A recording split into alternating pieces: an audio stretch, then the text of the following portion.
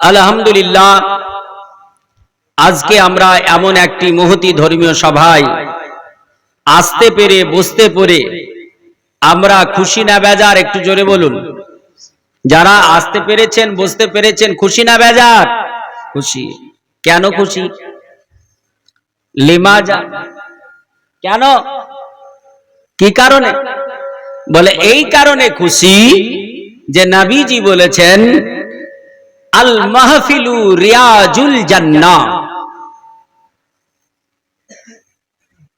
যেখানে আল্লাহ ও আল্লাহ রসুলের আলোচনা আলোকপাত হয়, ওই জায়গাটা হচ্ছে জান্নাতের ফুলের বাগিচার ন্যায়, জান্নাতের ফুলের বাগিচার মতো। জান্নাতের ফুলের বাগিচায় কোনো গোনা হবে? যতক্ষণ থাকবেন পাপ থেকে, গোনা থেকে মুক্ত থাকবেন, যতক্ষণ থাকবেন ততক্ষণ আল্লাহ পাকের রহমত পেতে থাকবেন। এটাকে এই জন্য জান্নাতের বাগান বলা হয়েছে। আপনি আমি যতক্ষণ এখানে থাকবো, সমস্ত রকমের পাপ থেকে আমরা মুক্ত থাকবো। চোখের, হাতের, মুখের, কানের, চলার সমস্ত রকমের পাপ থেকে আমরা বিরত থাকবো। আর এখানে যতটা বসে থাকবো ততটা আল্লাহ পাকের রহমত নাজিল হবে। কেন? নবী বলেছেন, যেখানে কোরআন ও হাদিসের আলোচনা হয়, ওখানে অগণিত ফারিস্তারা, তারা নিজের নুরানি ডানা মেলে তিনারা ওখানে বিচারণ করেন। আর আপনি আমি যারা এখানে বসে আছি, নবীজি বলেছেন, মিশকাতুল মাসাবি কিতাবুল ইলমে হাদিসটা রয়েছে, নবী বলছেন যতক্ষণ এখানে বসে থাকবে আর বসে থেকে কখনো আলহামদুলিল্লাহ বলবে, সুবহানাল্লাহ বলবে, রাসূল বলছেন সুবহানাল্লাহি ওয়াল হামদুলিল্লাহি তামলা আল মিজানা, যখন কেউ সুবহানাল্লাহ বলবে, আলহামদুলিল্লাহ বলবে, আল্লাহ তাআলা তাকে এত নেকি দেবে, এত নেকি দেবে, এত নেকি দেবে যে মিজানের পাল্লা ওই নেকিতে পরিপূর্ণতা লাভ করে। বলে সুবহানাল্লাহ, সুবহানাল্লাহ। একটু আস্তে বলুন, সুবহানাল্লাহ, সুবহানাল্লাহ। মিজানের পাল্লা কত বড় একটু আপনাদের কি আইডিয়া আছে?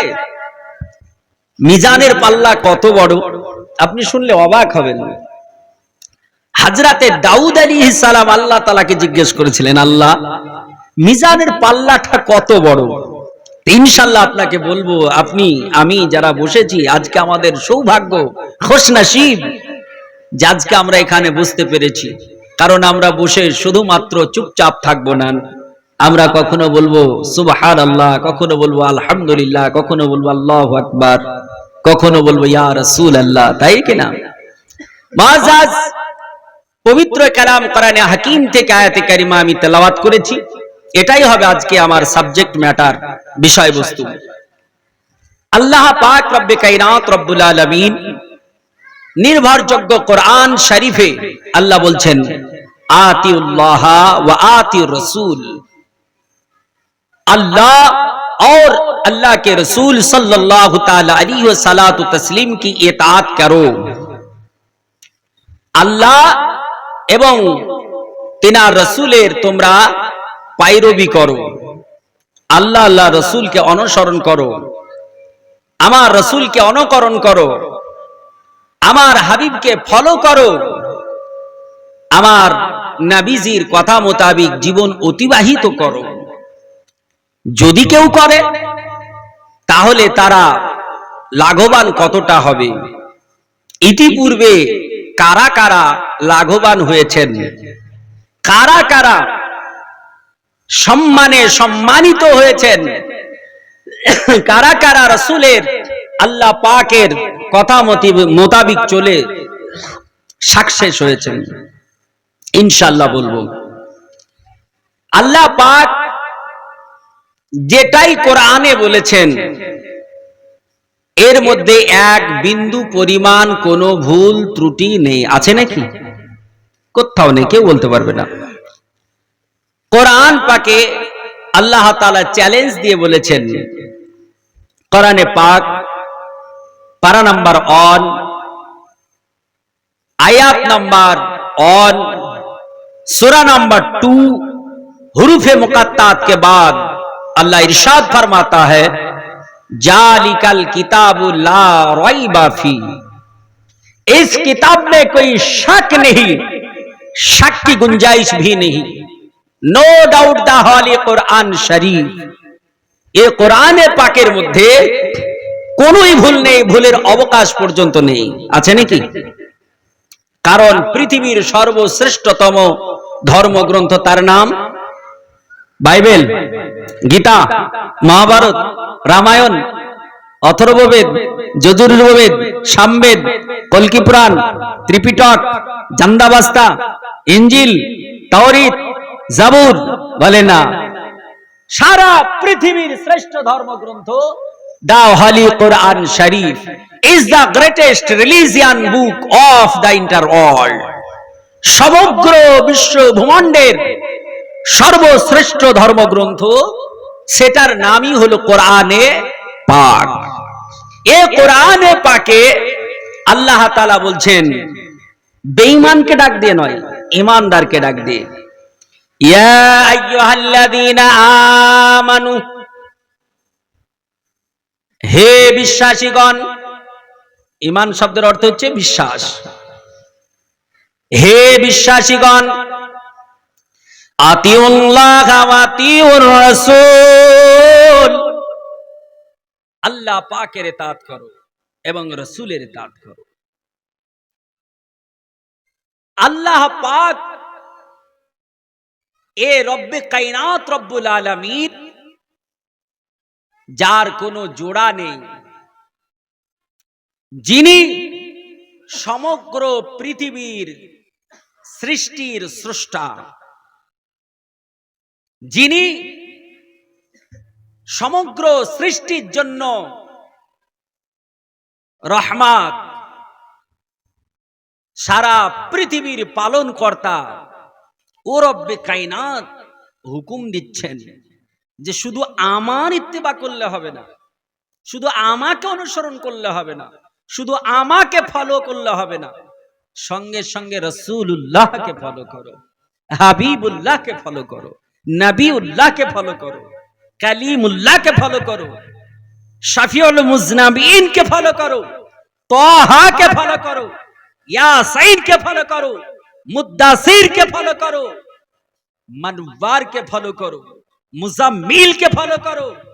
যদি করতে পারো তো ইহ জগৎ তোমার কামিয়াব হবে, পরজগতে নাজাত পেয়ে রব্বে কায়নাতের জান্নাতের অধিকারী হবে। বলি সুবহানাল্লাহ, সুবহানাল্লাহ। এ রব যেটা বলেছেন এতে কোনো ত্রুটি নেই। আছে এ রবকে আমরা কজন মানি? জোরে বলুন, আমরা এই রবকে কজন মানি? এক। এনার সঙ্গে আমরা কাউকে শরীক করি না। যদি শরীক করেন কেউ, তাহলে আল্লাহর জান্নাত পাবেন? পৃথিবীতে যত গুনাহ আছে এর মধ্যে সবচাইতে বড় গুনাহর নাম হচ্ছে শিরক। আর শিরকু যুলমুন আযীম, শিরক সবচাইতে বড় গুনাহ। এতে থেকে আমাদের পাক ও পবিত্র থাকতে হবে কিনা? আমরা ইবাদত করব কার? একটু জোরে বলুন। আমরা ইবাদত করব কার? আল্লাহর। কজন মেনে করব? এক আল্লাহ মেনে করব, এক আল্লাহ জেনে করব। আল্লাহর কোনো ছেলে মেয়ে কেউ আছে? নাই। আল্লাহ তাআলার ছেলে মেয়ে কেউ নেই, তিনি পবিত্র সত্তা। কোরআন পাকে আল্লাহ বলেছেন, আমরা সকলেই জানি, সকলেই পড়ি ওটা, তাই না? যে সূরাটা 3 বার পড়লে এক খতম কোরআনে পাকের সব পাওয়া যায়। জোরে বলি সুবহানাল্লাহ। আল্লাহ বলছেন কুল ফেলে আমর, ফেলে আমর। আরবিকে এই ক্রিয়াটার নাম হচ্ছে আমর, হুকুম, আদেশবাচক। আল্লাহ বলছেন কুল, হে নবী আপনি বলুন। কি বলুন? আল্লাহু আহাদ, আল্লাহু সামাদ, লাম ইয়ালিদ ওয়া লাম ইউলাদ। अल्लाह ताला इरशाद फरमाता है, आए हबीब आप फरमा दीजिए, आए नबी आप फरमा दीजिए, अल्लाह ताला एक है, पाक बेनियाज है। अल्लाह किसी को जन्म नहीं दिया, अल्लाह किसी से जन्म नहीं लाया। लाए हैं क्या? नहीं। ओम नमस्ते नमा नमा খোতার বিন্দ্র মহাসুরিন্দ্র ওয়াল্লাহি ওয়াল্লাং জষ্টাং ষষ্টাং পরামং পরণং ওয়াল্লাহি ওয়াল্লাহ। সংস্কৃত ভাষায় কল্কি পুরাণে মনীষী মনু এই কথাটাই বলছেন, যেটা আমার রব বলছেন, ওটা নবীজি যে দুনিয়াতে আসা ১৫০০ বছর পূর্বে এই কিতাবটা পৃথিবীতে ছিল, এখনো আছে। সংস্কৃত ভাষায় ওটাই বলছেন।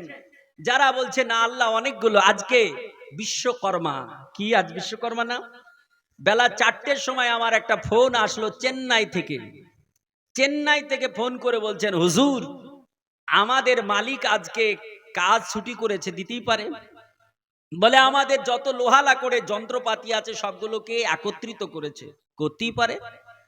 বলে তারপরে তাতে সিঁদুর লাগিয়েছে, আর ওই ঠাকুরকে ডেকে গঙ্গা জল ছিটিয়ে ওং নমস্তে নমা নমা সম্বলে বিষ্ণু যশাস গৃহপদ্রা ভাবামহম সমতং বিষ্ণু যশা গর্ভবদৌ বশ্যম, এইরকম করে জপ পড়েছে, মন্ত্র পড়েছে। তো পড়তেই পারে? বলে হুজুর পড়তে পারে, নাম যে ও যে মুসলমানের বাচ্চা, ও যে মুসলমান, আমার সেই ঠিকাদার মুসলমান, এগুলো করেছে, করা কি জায়েজ আছে?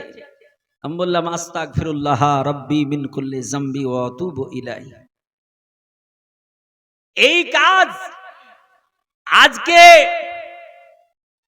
এই লোহা লাকড়ের পূজা, আরাধনা করা, উপাসনা করা, এটা ইমানদারের কাজ নয়। কোন ইমানদার করলে ইমানদার থাকতে পারে? ইমানদার থাকতে পারে না। আল্লাহ বলছেন ইবাদত করবি কার? কোরআনে বলেছে, আল্লাহ বলছেন ও উবুদুল্লাহ, আল্লাহ বলছেন আমার ইবাদত করো, আল্লাহ পাকের ইবাদত করো। মাথা নত করবে কাকে? আল্লাহ সেটাও বলছেন উসজুদুল্লাহ, আল্লাহ পাককে সাজদা করো, আল্লাহ পাকের ইবাদত করো। আর তুমি লোহালা করে সম্মুখে গিয়ে, তোমার যন্ত্রের সম্মুখে গিয়ে নমো নমো নমস্তে নামা নামা এই যে করছো, তুমি আল্লাহ পাকের ইবাদত ছেড়ে দিয়ে তুমি যন্ত্রপাতির ইবাদত মনে করছো। বলে বিশ্বকর্মা, তার পূজা করছো। আল্লাহ বলছেন পূজা করবি তো আমার কর, আরাধনা করবি তো আমার কর, প্রশংসা করবি তো আমার কর, ইবাদত করবি তো আমার কর, আমি ব্যতীত কারো হবে না। তাহলে মুসলমানের বিশ্বকর্মা করা চলবে? জোরে বলেন চলবে না? যদি কেউ এই রকম করে, আপনাকে তাওবাতুন নাসুহা করতে হবে, হৃদয় থেকে তওবা করতে হবে। জীবনে যতদিন বেঁচে থাকবেন পুনরায় আর কোনোদিন ওই রকম কর্মক্রিয়া করা যাবে না, তবেই আল্লাহ তাআলা আপনাকে মাফ করতে পারে। নচেত আপনি মারা গেলে আপনাকে আল্লাহ তাআলার ফেরেশতারা বলবে উদখুলু ফিজ জাহান্নাম, যা জাহান্নামে চলে যা, তোর জন্য আল্লাহ জাহান্নাম বানিয়েছে। বুঝলেন? এত সহজ না। মুআজ্জাজ মুহতারাম, আমরা ইবাদত করি আল্লাহ পাকের, আমরা আর কারো ইবাদত করি না। আমার নবী, বিশ্ব নবী বলেছেন, রাসূলে পাককে যখন গাছ সাজদা করেছিল, উট সাজদা করেছিল, বনের হরিণ সাজদা করেছিল, ওই টাইমে সাহাবীরা বললেন ইয়া রাসূলুল্লাহ, যদি চতুষ্পদ জন্তু যদি আপনায় সাজদা করতে পারে, উদ্ভিদ যদি আপনায় সাজদা করে, তাহলে আমরা তো আপনার সাহাবী, আপনাকে সাজদা করার হক আরো বেশি রাখি, ইয়া রাসূলুল্লাহ আপনাকে সাজদা করি। নবী বলেছিলেন এক আল্লাহ ব্যতীত আর কাউকে সাজদা করা যায়? জোরে বলুন যায় না। মুআজ্জাজ, সাবধান হয়ে যাবেন। আমরা মুসলমান অনেকেই ছোটখাটো কাজে ঈমান হারা, সর্বহারা হয়ে যায়।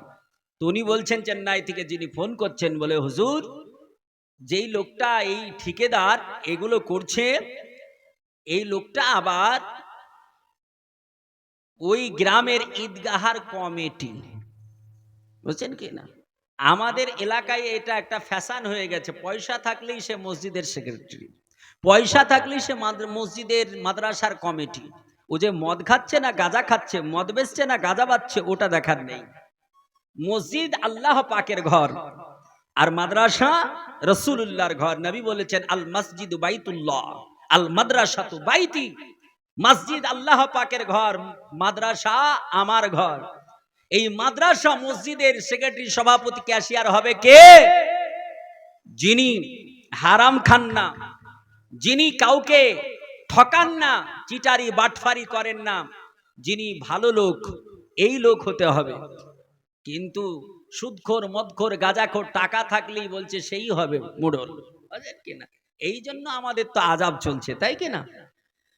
মুআজ্জাজ, আমরা সর্বদাই এটা মনে করব, নবী পাকের নীতি নিয়ে চলার চেষ্টা করব, রাসূলের আদর্শের উপর চলার চেষ্টা করব। তাহলে আমরা ইহ জগৎ পরজগৎ দুই জগতই আমরা কামিয়াব হব। নবীকে যদি কেউ পেয়ে যায় তাহলে জেনে নেন জান্নাত তার জন্য অজীব হয়ে যাবে। বলি সুবহানাল্লাহ, নাকি?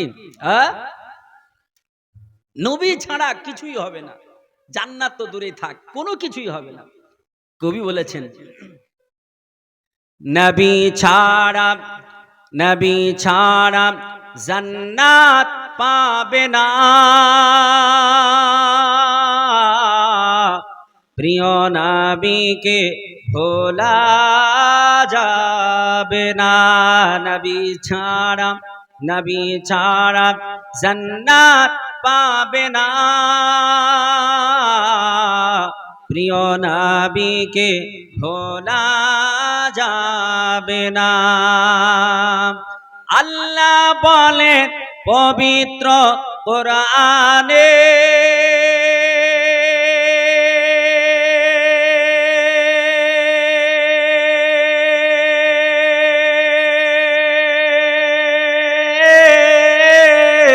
যা কিছু আছে আসমান ও জমিনে, আল্লাহ বলেন পবিত্র কোরআনে, যাহা কিছু আছে আসমান ও জমিনে, সব কিছু, সব কিছু তোমার অধীনে,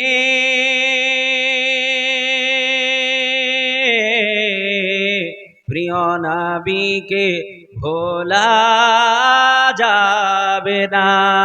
নবী ছাড়া, নবী ছাড়া জান্নাত পাবে না, প্রিয় নবীকে ভোলা যাবে না। নবী যখন ছিলেন মায়ের পেটে,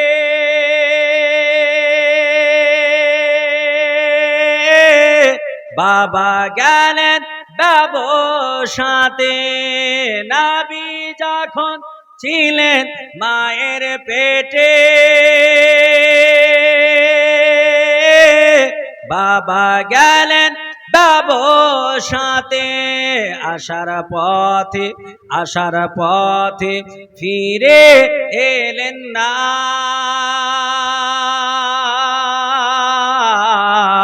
স্বামী হারা হলেন আমিনা। নবী ছাড়া, নবী ছাড়া জান্নাত পাবে না, প্রিয় নবীকে ভোলা যাবে না। জোরে বলুন সুবহানাল্লাহ। হাত উঠিয়ে বলুন ইয়া রাসূলুল্লাহ।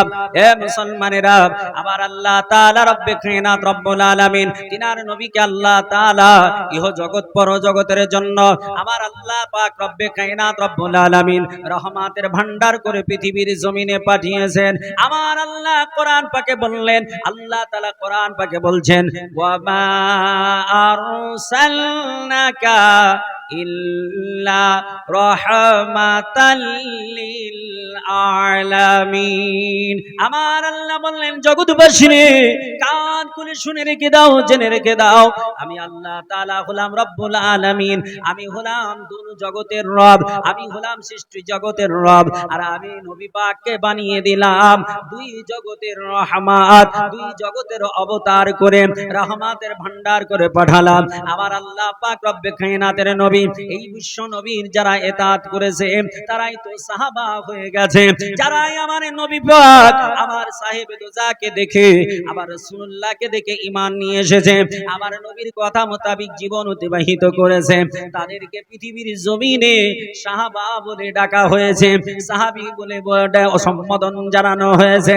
আমার আল্লাহ পাক রব্বে কায়নাতের নবী, বিশ্ব নবীকে যারা ইতাআত করেছে, নবীর যারা পায়রবি করেছে, আমার আল্লাহ তাদের সম্মান কত বৃদ্ধি করেছে। ও পৃথিবীর জমিনের মানব, কান খুলে শুনে রেখে দিন, জেনে রেখে দিন, আজ আপনি আমি এই পৃথিবীর জমিনে আমার নবীজির উম্মত হয়ে আসতে পেরেছি, যার জন্য আমরা বড়ই সৌভাগ্যবান। আমার নবী, বিশ্ব নবী যখন মক্কাতুল মুকাররমায় পৃথিবীর জমিনে 570 খ্রিস্টাব্দে, কেউ বলেছেন 571 খ্রিস্টাব্দে, ইংরেজি এপ্রিল মাসের 20 তারিখে আর রবিউল আউয়াল মাসের আপনার 12 তারিখে সোমবারের দিন পৃথিবীর জমিনে আসলেন এই নবীজি বিশ্ব রাসূল।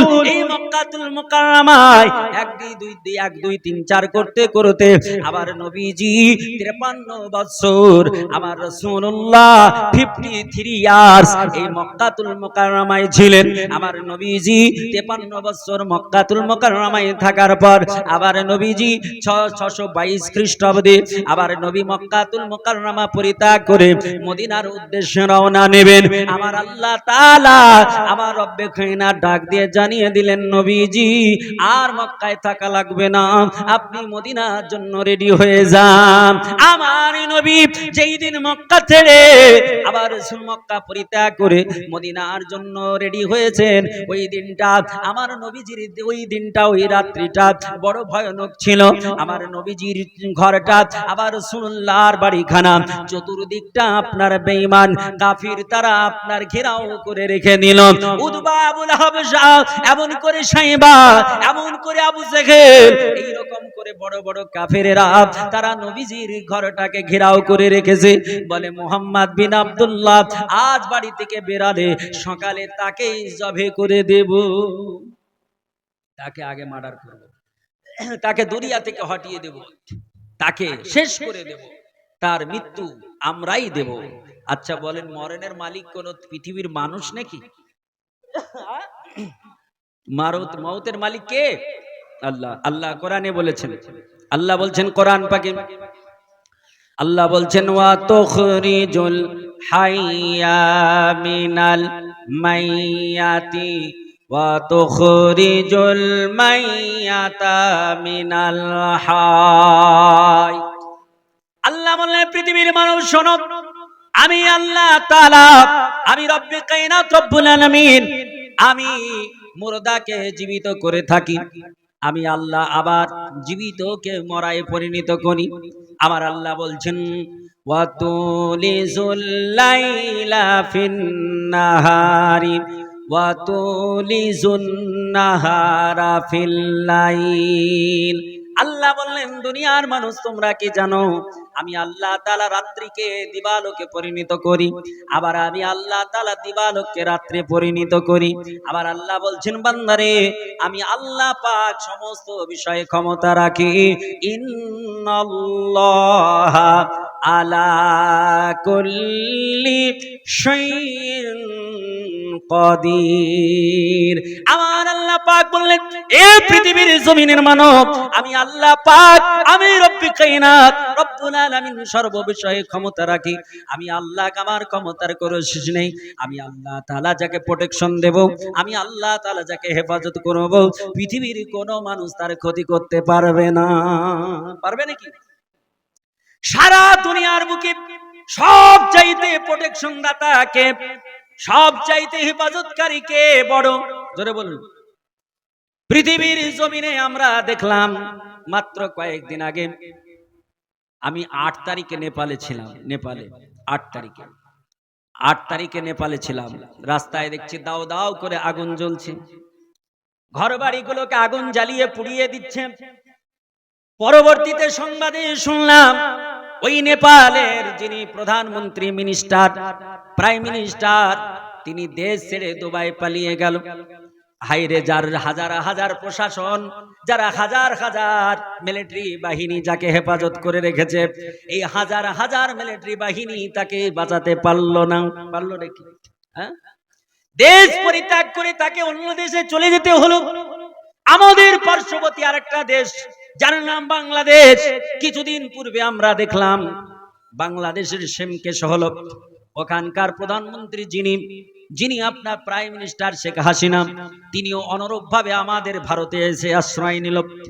এই পৃথিবীর জমিনে আমরা দেখলাম ইরানের কথা যদি আমরা বলি, ইরানের যিনি প্রধানমন্ত্রী যখন আপনার এমন করে সফরে যাওয়ার জন্য হেলিকপ্টারে চললেন, দেখা গেল আপনার আজারবাইজান রাষ্ট্রে যাবে, আজারবাইজানে তিনি ওইখানে মিটিং করবেন, কিন্তু না, পথের মধ্যেই আল্লাহ পাক তাকে পৃথিবী থেকে ডেকে নিল দুনিয়ার বুকে। আমি বলতে চাই তাহলে যার চতুর্দিকে ওই আজারবাইজানে যখন যাচ্ছিলেন প্রেসিডেন্ট, তিনার আপনার আগে পেছে এমন করে তিনখানা অ্যাটাক হেলিকপ্টার ছিল, শত শত আপনার মিলিটারি ফোর্স তারা ছিল। এত কিছু থাকার পরে তার প্রাণকে বাঁচাতে পারলো না। আমাদের ভারতবর্ষের যিনি মহিলা প্রধানমন্ত্রী শ্রীমতী ইন্দিরা গান্ধী, জিনাকে আপনার জিনার বাড়ি চতুর্দিকে একটা দুটো তিনটে নয় 7টা লেয়ারে বিশিষ্ট সেনাবাহিনী ঘেরাও করে রেখেছিল। এতগুলো বাহিনী ঘেরাও করার পর তিনারি গৃহে তিনাকে হত্যা করে দেওয়া হলো। এই পৃথিবীর জমিনে এইরকম হাজারো প্রমাণ দিতে পারি। তাহলে এদের এত প্রোটেকশন থাকার পরেও কেউ তাদের বাঁচাতে পারলো না, প্রাণনাশ হয়ে গেল। আমার আল্লাহ বলছেন দুনিয়ার বুকের মানুষরা, এই হেফাজতকারীরা, এই প্রোটেকশন দাতারা, এটা একটা সাধারণ মানুষ, এদের কোনো কর্তৃত্ব নেই, ক্ষমতা নেই, কিন্তু মহা প্রোটেকশন দাতা, মহা হেফাজতকারীকে আমার আল্লাহ তাআলা বললেন ইন্নাল্লাহা হাফিজ, আমার আল্লাহ তাআলা নিশ্চয় মহান সংরক্ষণের মালিক। আল্লাহ বলছেন ওগো আমার নবী, ওগো আমার রাসূল, ইয়া আইয়ুহান নবী লা তাহজান, ইয়া রাসূলুল্লাহ, ইয়া হাবিবাল্লাহ, নবী গো, ওগো আমার নবী, আমার আল্লাহ তাআলা আমার রাসূলুল্লাহকে যখন ডেকেছেন ইয়া আইয়ুহান নবী বলেছেন, হে গায়বের সংবাদদাতা, আমার নবীকে যখন আল্লাহ তাআলা ডেকেছেন, আল্লাহ বলেছেন ইয়া মুজাম্মিল, আল্লাহ যখন আমার নবীকে ডেকেছেন বলেছেন ইয়া মুদ্দাসির, আমার আল্লাহ তাআলা নবীকে যখন ডেকেছেন ইয়া মুহাম্মদ বলে ডাকেননি। আমার আল্লাহ তাআলা আমার নবীকে কত ভালোবাসে, আমার আল্লাহ তাআলা নবীকে সম্মান দিয়ে ডেকেছেন। আমার আল্লাহ বলছেন ইয়া আইয়ুহান নবী, ওগো আমার নবী, লা তাহজান, কোন রকমের চিন্তা করবে না। আল্লাহ বলছেন লা তাখাফ, কোন রকমের ভয় করবে না। আমার আল্লাহ পাক রব্বে কায়নাত রব্বুল আলামিনের নবী, তিনার বাড়িটা চতুর্দিকে বেঈমান কাফের তারা ঘেরাও করে রেখেছে। আমার আল্লাহ পাক রব্বে কায়নাত রব্বুল আলামিনের হাবিব হযরতে আলী মুশকিলে কোশা হায়দারে কারারকে ডাক দিয়ে বললেন, আলী, আমি আজকে এই দেশ থেকে আমার মক্কাতুল মুকাররমা মাতৃভূমি পরিত্যাগ করে মদিনার জন্য আমি পাড়ি দেব। আলী গো, তুমি আমার বিছানায় ঘুমিয়ে যাও, আমার বিছানায় তুমি শায়িত হয়ে যাও। আমার আলিয়া মুশকিলে কোশা হায়দারে কারার তিনি জানতেন যে নবীজির বাড়ির চতুর্দিকে বেঈমানরা ঘেরাও করেছে, সকাল হবে বেঈমানরা অ্যাটাক করবি আর টুকরা টুকরা করে দিবি, পৃথিবী থেকে প্রাণনাশ করে দিবি। এটা আপনার মনের মধ্যে সবার জানা। আমার আলিয়া মুশকিলে কোশা হায়দারে কারারের মনে আরো বড় ভয় হওয়া দরকার ছিল, কিন্তু উনি ওহাবি ছিলেন না, তিনি ছিলেন সাহাবী।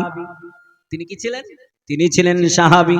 আমার নবী পাকের সহচর, আবার নবীজির জামাতা, আমার নবীজির আপন চাচাইতো ভাই হযরতে আলী মুশকিলে কোশা হায়দারে কারার।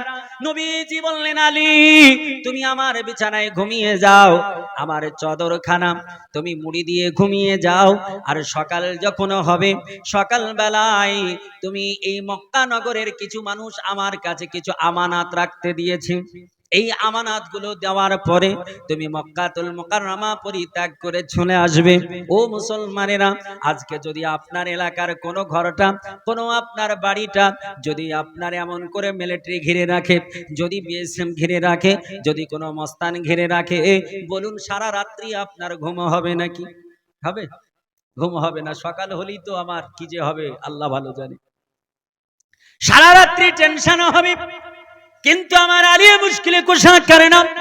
আলীকে জিজ্ঞেস করা হয়েছিল, আলী গো, যেই দিন নবীজি তোমাকে তিনার বিছানায় ঘুমিয়ে যেতে বলেছিল আলী, আর তুমি যে সেই টাইমে রাসূলুল্লাহর বিছানায় কেমন করে ঘুমিয়েছিলে একটু বর্ণনা দেওয়া যাবে? আলী বলেছেন, আল্লাহি, আল্লাহ পাকের কসম করে বলতেছি, ওগো আমার সাথী দয়, কান খুলে শুনে রেখে দাও, আমি জীবনে এত তৃপ্তি সহকারে ঘুম কোনোদিন পারি না। জোরে বলে সুবহানাল্লাহ। চতুর্দিকে দুশমন ঘিরাও করে আছে, চতুর্দিকে বেঈমানরা ঘিরাও করে আছে, সকাল হলে প্রাণনাশ হয়ে যাবে, এত বিপদের উপরে শুয়ে আছে। যদি আপনাকে আটলান্টিক মহাসাগরে নিয়ে যাওয়া হয়, প্রশান্ত মহাসাগরে নিয়ে যাওয়া হয়, আপনি প্রথম গিয়েছেন, আর জলজাহাজে যদি আপনাকে বলা হয় একটু ঘুমান, ঘুম আসবে নাকি? ওই বড় বড় 100 মিটার 200 মিটার উঁচু উঁচু যখন ঢেউ আসবে, দেখে আপনার কালিজাটা শুকিয়ে যাবে, ঘুম আসবে না।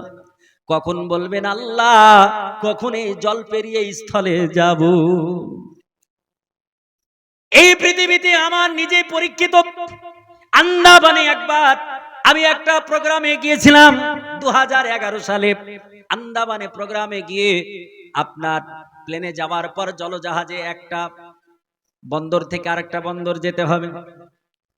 এমন করে সমুদ্র তোলপাড় শুরু করলাম, মনে হচ্ছে জাহাজটাকে উপরে উঠায়া আবার পানির তলে ঢুকায়া দেবে। কেউ বলছে আল্লাহ বাঁচাও, কেউ বলছে খোদা বাঁচাও, কেউ বলছে ভগবান বাঁচাও। বিভিন্ন রকমের কান্নাকাটি শুরু হয়েছে। আর আপনার জাহাজে এমন আপনার চতুর্দিকে এলইডি লাগানো রয়েছে, চতুর্দিকে ছায়াছবি দেওয়া হলো, গান দেওয়া হলো। মানুষ কারো আপনার চোখটা ওই এলইডির দিকে যায় না, টিভির পর্দার দিকে যায় না, কান্নার রোল যেন পুড়ে গেছে। হায় রে, প্রাণনাশ হয়ে যাবে, এই পানিতে ডুবে মারা যাব। এই পৃথিবীর জমিনে যদি একটা সামান্য এরকম অবস্থায় আপনার এমন যদি ভীতি সঞ্চার হয়, বলুন যে এখানে নিশ্চিত আছে সকাল হলে কোনো গেট নেই, কোনো দরজা নেই, পালিয়ে যাবেন। সকাল হলে আপনার প্রাণনাশ হয়ে যাবে, সকাল হলে আপনার মার্ডার হয়ে যেতে হবে। বলুন কেমন করে রাত্রিটা কাটবে? কিন্তু আমার আলীকে জিজ্ঞেস করা হলো, আলী তুমি একটু বলে দাও কেমন করে রাত্রি কাটিয়েছ? আলী বলছেন, আল্লাহি, আল্লাহ পাকের কসম করে বলতেছি, জীবনে কোনোদিন এত তৃপ্তি সহকারে ঘুমাই নাই, জীবনে এত তৃপ্তি সহকারে কোনোদিন ঘুমাই নাই, এত শান্তির ঘুম কোনোদিন আমি ঘুমাই নাই। যেই দিন নবী পাক তিনি বলেছিলেন আলী ঘুমিয়ে যাও, ওনার বিছানায় ঘুমিয়েছিলাম, এই দিন সব চাইতে তৃপ্তি সহকারে ঘুমিয়েছিলাম। আলীকে জিজ্ঞেস করা হলো, আলী গো, তোমার ঘুমটা আসলো কি করে দুশ্মনের ভিতরে? বলছেন আমার নবী বলেছিলেন, আলী সকাল হবে, এখন ঘুমিয়ে যাও, সকাল হবে, যে যা পাবে সেগুলো দিয়ে তুমি মক্কা থেকে মদিনায় আসবে। আল্লাহর কসম করে বলতেছি, আমি 100 আমি সাংবাদিক হয়ে গেলাম। পৃথিবীর কোন শক্তি, পৃথিবীর কোন ক্ষমতা আমার একটা চুলও বাঁকা করতে পারবে না। কারণ নবী বলেছেন, আলী সকাল বেলায় উঠি যে যা পাবে সেগুলো দিয়ে চলে আসবে। আমার নবীর কথা, সূর্য পূর্ব দিকে ওঠা বন্ধ করে পশ্চিমে উঠতে পারে, এটার বিকল্প ঘটতে পারে, কিন্তু আমার নবীজির কথার কোনো বিকল্প হবে না। মুসলমানেরা, আমার নবীর প্রতি সাহাবীদের কেমন করে আস্থা ছিল, কেমন করে ভালোবাসা ছিল, কেমন করে মহব্বত ছিল। ও মুসলমান, আপনাকে একটু দেখতে হবে, শুনতে হবে, আর আমাদেরকে আমল করতে হবে। আমার নবীজি তিনি বেরিয়ে যাবেন, রাসূলুল্লাহ ঘর থেকে বেরাবেন, দেখছেন চতুর্দিকে বেঈমানরা তারা সারা রাত্রি জেগে জেগে পাহারা দেয়। আমার আল্লাহ বললেন, নবী তোমাকে চিন্তা করতে হবে না, তুমি একটু কাগর বালিগুলো নিয়ে হাতের মুষ্টিতে নিয়ে হাতের উঁচু করে একটু দম করে দাও, ফোঁক দিয়ে চতুর্দিকে ছিটিয়ে দাও। আল্লাহ বলছেন, নবী আপনার কাজ হলো ছিটিয়ে দেওয়া, আর আমার কাজ হলো তাদের চোখে চোখে পৌঁছিয়ে দেওয়া। আমার আল্লাহ তাআলা রব্বুল কায়নাতের নবী, তিনি আপনার এমন করে ফুঁক দিয়ে চতুর্দিকে ছিটিয়ে দিলেন, বেঈমান কাফির যারা রাত্রি জেগে জেগে পাহারা দেয়, আবার নবীজি তাদের ভিতরে দিয়ে বেরিয়ে গেলেন, তারা কোনো রকমই টের পেল না, বুঝতে পারলো না। আমার নবীজি মক্কাতুল মুকাররমা থেকে মদিনায় যাবে। মক্কা থেকে মদিনা আপনার 2-4 কিলোমিটারের রাস্তা নয়, 420 কিলোমিটারের রাস্তা। এত বড় একটা সফর। আমার নবী পাক সাহেবে দোজা নিজের বাড়ি থেকে বেরিয়ে গেলেন রাত্রি গভীরে। নবীজি এতটা রাস্তা পাড়ি দেবে, একাই যেতে তেমন ভালো লাগবে না। কোথাও সফর একাই ভালো লাগে না। আমার নবীজি হযরতে আবু বকরের ঘরে গেলেন। রাত্রে গভীরে গিয়ে আবু বকরের দরজায় গিয়ে একবার আওয়াজ দিয়েছেন, আবু বকর। রাত্রি 1টায় গিয়ে আপনার বাড়িতে যদি আপনায় ডাক দেওয়া হয়, 2-4 ডাকে আপনার ঘুম ভাঙবে? আমার ঘুম ভাঙবে না। আবু বকরকে আমার নবীজি রাত্রি বেলায় দরজায় গিয়ে শুধু একটাই ডাক দিয়েছিলেন, আবু বকর। যেমনই বলা আবু বকর, আবু বকর বলেছেন, লাব্বাইক ওয়া সাদাইক ইয়া রাসূলুল্লাহ। নবী, ওগো আমার প্রিয়তম হাবিব, ওগো আমার রাসূল, আমি হাজির আছি গো নবী, আমি প্রেজেন্ট আছি গো নবী, আমি উপস্থিত আছি গো নবী। আবার নবীর জন্য দরজাটা খুলে দেওয়া হলো, ফুতিহাত। যখন দরজাটা খুলে দেওয়া হলো, আমার নবীজি প্রবেশ করলেন আবু বকরের ঘরে। আবু বকরকে ডাক দিয়ে বলে, আবু বকর, এত গভীর রাত্রিতে তোমাকে একটাই ডাক দিয়েছি রে আবু বকর, তুমি কেমন করে দরজা খুলে দিলে? আবু বকর কাঁদছেন আর বলছেন, ইয়া রাসূলুল্লাহ, ইয়া হাবিবাল্লাহ, নবী গো, ফিদাকা আবি উম্মি ইয়া রাসূলুল্লাহ, নবীজি আপনার পদতলে আমার পিতা মাতা কুরবান হোক গো নবী।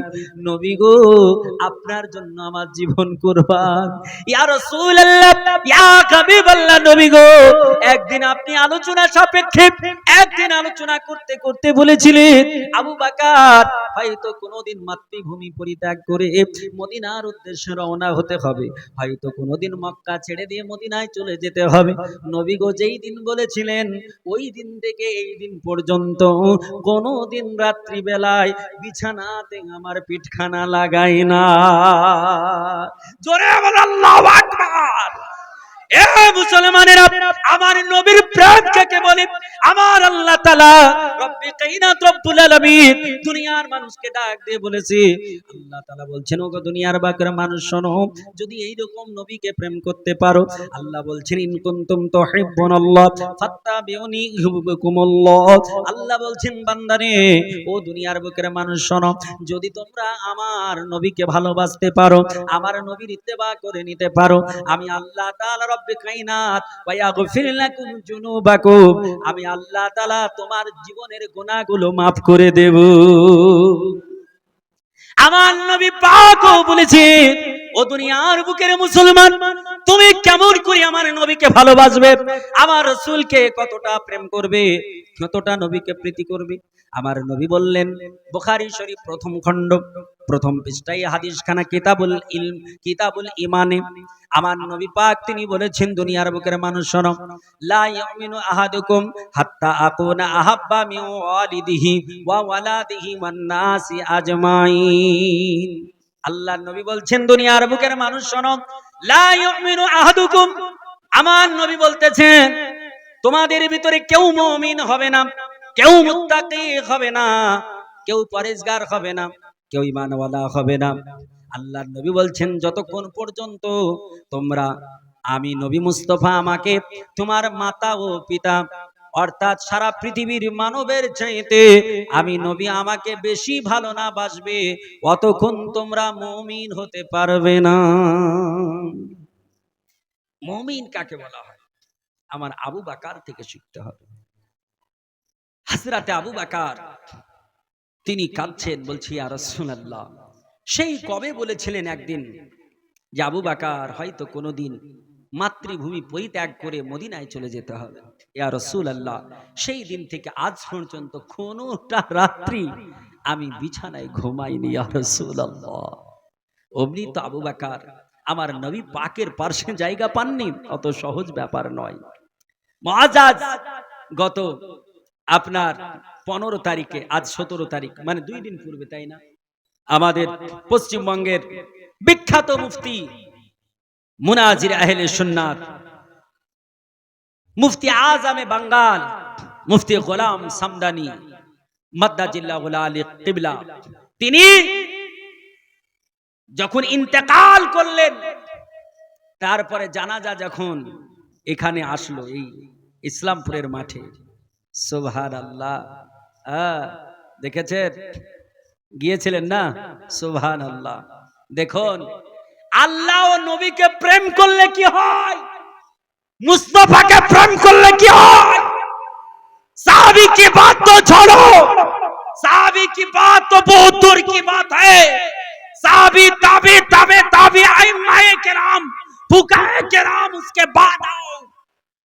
अगर इस दौर के आलिम हुजूर मुफ्ती गुलाम सामदानी क़िबला, इनकी इज्जत इतने क्यों?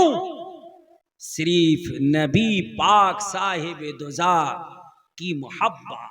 सुभान अल्लाह, अल्लाहु अकबर, अल्लाहु अकबर, या रसूल अल्लाह जिंदाबाद, अल्लाहु अकबर।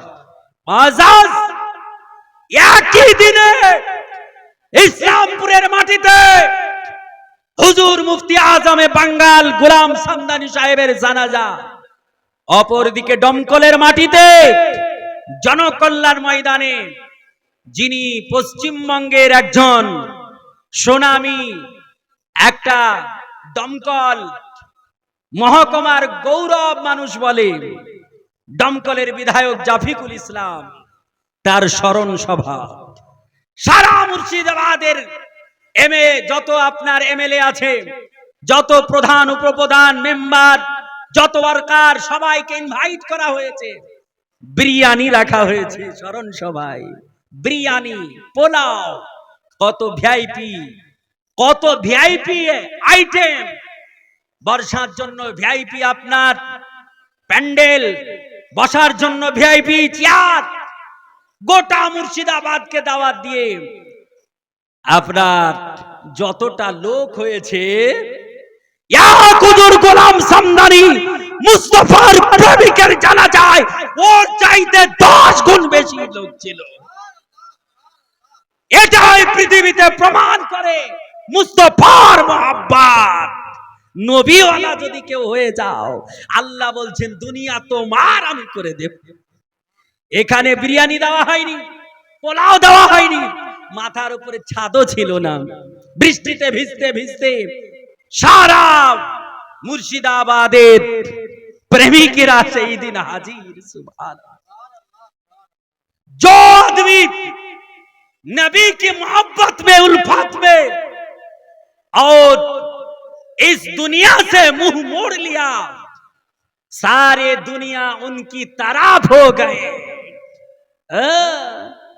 যেই ব্যক্তি নবীর মহব্বতে ভালোবাসায় দুনিয়া থেকে মুখ ফিরিয়ে নেবে, সারা দুনিয়া তার পিছে পিছে চলবে। জোরে বলি সুবহানাল্লাহ। তার প্রমাণ আমরা মাত্র 2 দিন পূর্বে দেখলাম।